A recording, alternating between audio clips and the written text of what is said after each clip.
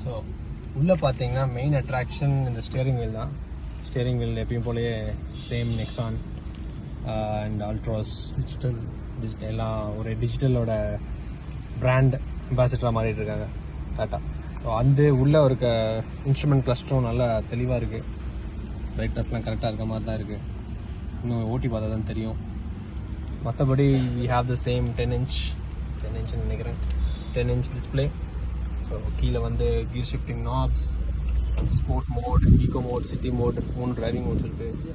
Parking and auto hold, same basic functions.